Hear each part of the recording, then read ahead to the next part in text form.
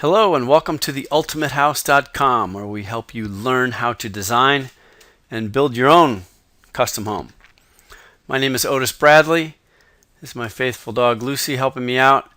You might have gotten here through theultimatehouse.com or my website at otisbradley.com or even 50green.com. Today we're talking, this is just a quick video, we're talking about the beginning of a project. We're right in preliminary designs right now, and I thought it would be interesting to see. It's an interesting project, interesting piece of property. So the way we do this, the way we get started on a project after meeting with clients is, of course, go and look at the site, and I'm going to describe that to you more in a second. We learn about the climate at that location, and we talk to the client about their program, their needs and wants, their ideas. Then we start to take a look at general layouts and things, and we very quickly move into 3D, which is very helpful for design purposes and helping clients visualize what they might possibly do. Okay, so the site, in this case, very interesting piece of land. It's on the top of a mountain, and what we're looking at here is an aerial survey. Each one of these little lines here shows a 10-foot difference in elevation. I believe the top of this small mountain is about 2,600 feet. Taking a little bit of a magnified look at that, you can also see there are a lot of trees here.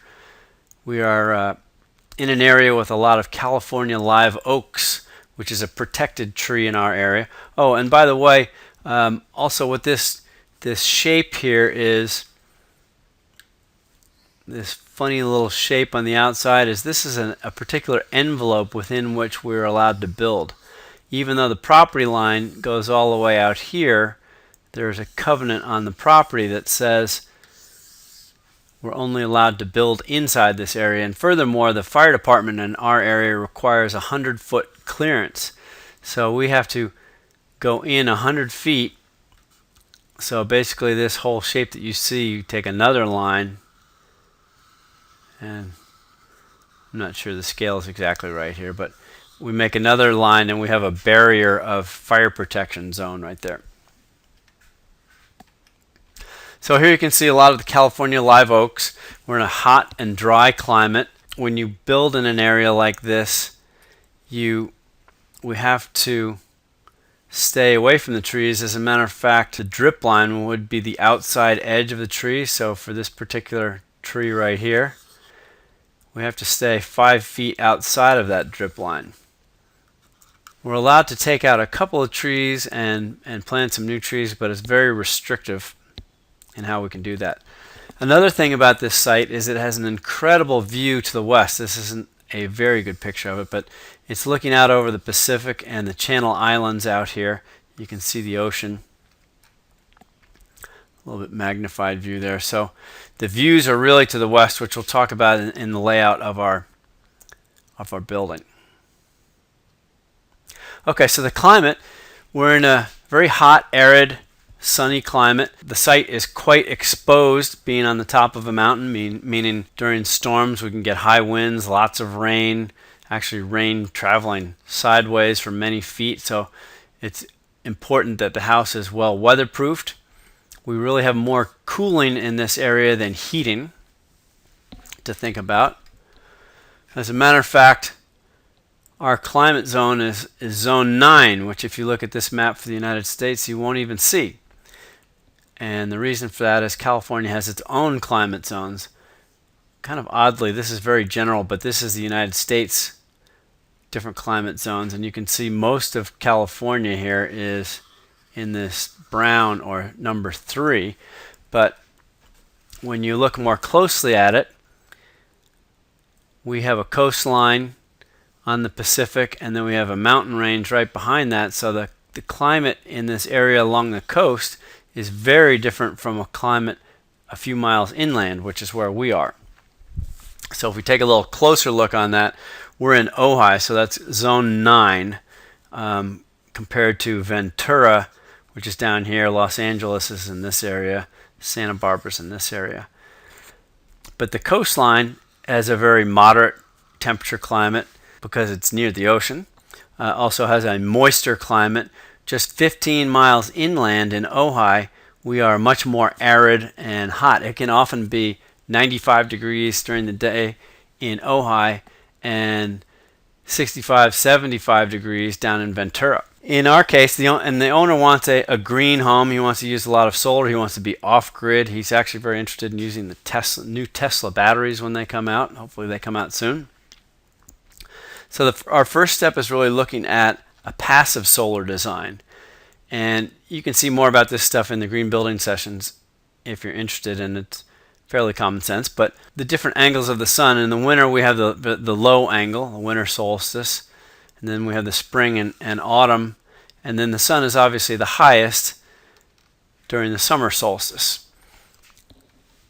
And what we do with passive solar design is we want to try and shield the hot summer sun from entering the building, and you can actually, by playing with the length of the roof overhang, you can adjust your building so that you actually allow the sun in the wintertime if you want it to come in, so that it heats the building, so you can keep it cool or heat it by the passive solar.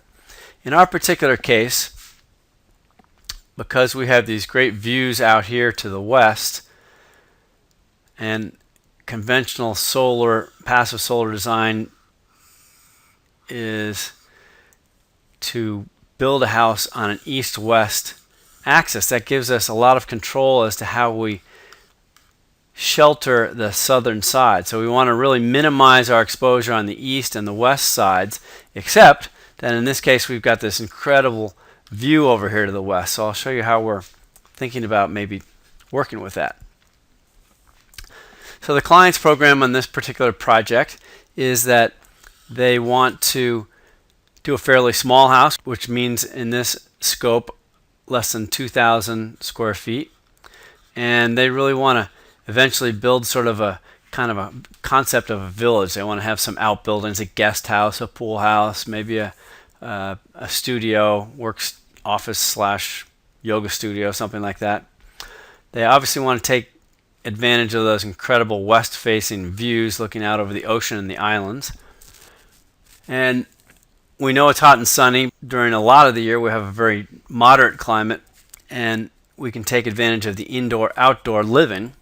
So by opening up the outside and having indoor spaces that open to the outside, you can really incorporate sort of an outdoor living idea. And then finally, as I mentioned, he wants it off-grid. He wants to use a lot of solar panels and other techniques, which you'll see in a second.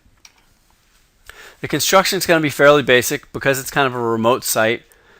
We didn't want to use anything too outrageous, but it's going to be a slab-on-grade foundation, meaning the concrete's built right on the recompacted soil, and we'll probably have radiant heating, maybe even cooling in those floors.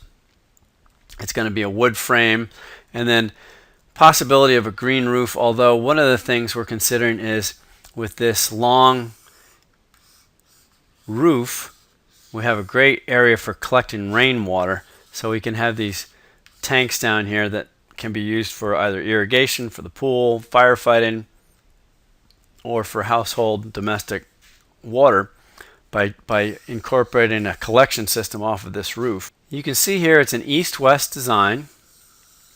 There's our north arrow right there. And what we're doing, preliminary ideas are a master bedroom down here, which will have the sun coming in the morning, a couple of smaller bedrooms, and then a dining room area, kitchen area, and living area. And then this living area will open up to a porch out here, which is covered by a roof. So that's our western exposure while still maintaining some shade. There's also kind of indoor-outdoor area here, and then probably a pool on the outside. So you can see how circle planning really turns into a floor plan, or vice versa. When you're looking at a floor plan, you can look at how the circulation works. We have a nice division here with the private end of the house, the bedrooms and so forth on this side, and the public side of the house over here. And so right away we get into some looking at it more visually through the 3D. You can see this is the building with the roof sliced off of it, master bedroom. Obviously it's not detailed. This will be a bathroom, this will be a bathroom, but you can sort of get a better idea. Here's some long cantilevered steel beams which will hold this cantilevered roof up. And we're playing with the idea of a green roof, which may still be a possibility, but thinking that the green roof and plants up there might not work as well with water collection systems. It's also nice to have a reflective type of roof. And the idea for the building is to use a silver corrugated sheet metal, kind of a reflected sheet metal for the sides. We had thought of the rusty sort of Corten material as well, but that absorbs heat a lot more. So in this area, it might make sense to use the aluminum colored corrugated type metal instead of the rusty metal. And you can see it's very primitive at this point. You know, we haven't even determined what the window layout is and so forth, but we're just starting to sort of play around with it. And then the idea of a pool out here and a solar array that maybe doubles as a shading structure for the pool. You can see actually the shade lines here. This is during the summer solstice, June 21st, midday. You can see how it's entirely shielded. We're thinking about playing with this so the overhang is even greater, so that the shade continues out a little further than just the summer solstice and into the spring and fall for more shading, because we're in this hot climate. But also you can see this western end down here as well, and how it's shaded by that cantilevered roof. Another look, you can see the shading lines. You can see inside here, there's a person in there. You can see the chairs for the counters and so forth.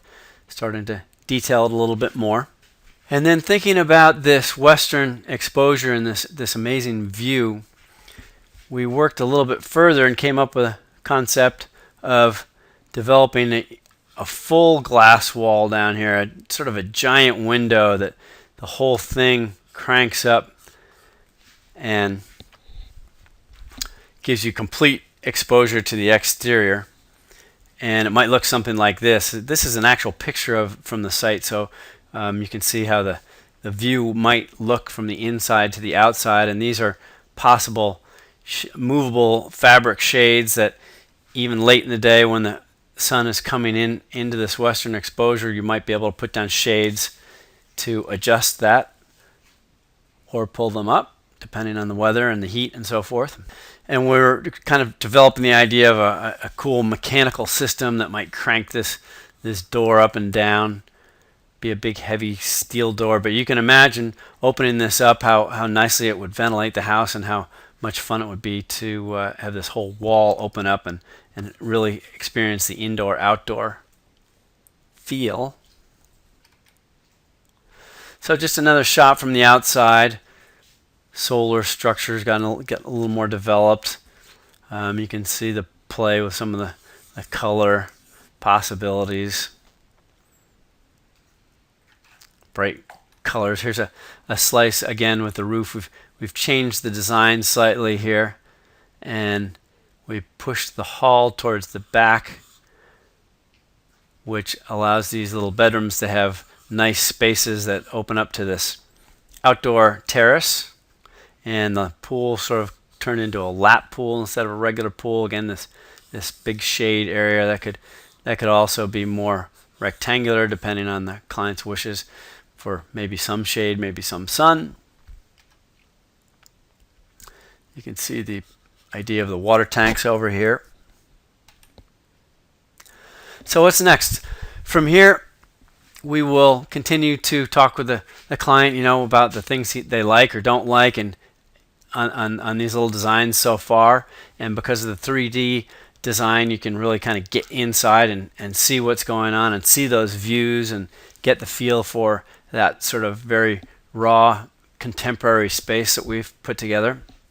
We're also going to look at the lot itself and sort of the design or the infrastructure, where the driveway is going to come in, where we're going to park cars, is there going to be a garage, where might the other buildings be on the site. So we'll start to incorporate those into the layout so that we can see how the views will change, and how we might have a view line without a guest house in it or with a guest house in it, and how the pool will fit in. And we'll just continue to revise and fine-tune that. We'll also start talking to the various permitting people about what we're doing, make sure we've got all our ducks in a row for permitting, and the fire department has a lot of requirements in our area for clearance and for how the roads are built and what kind of tanks and water we have for firefighting and all that sort of stuff. So anyway, I hope this was kind of fun for you to see sort of the beginning stages of a project. We'll keep you updated on it. As usual, lots more stuff on the site, theultimatehouse.com. Please join us if you haven't. We've got an apprentice membership, which is free. There's tons of free stuff. We have a membership for a few bucks a month that has a lot more stuff. And then there's the Master Builder program, where we can customize consulting for your needs. Contact us directly at theultimatehouse100@gmail.com for further information about that. So here's to the beginning of your new project. We look forward to seeing you in the next video. Thanks very much.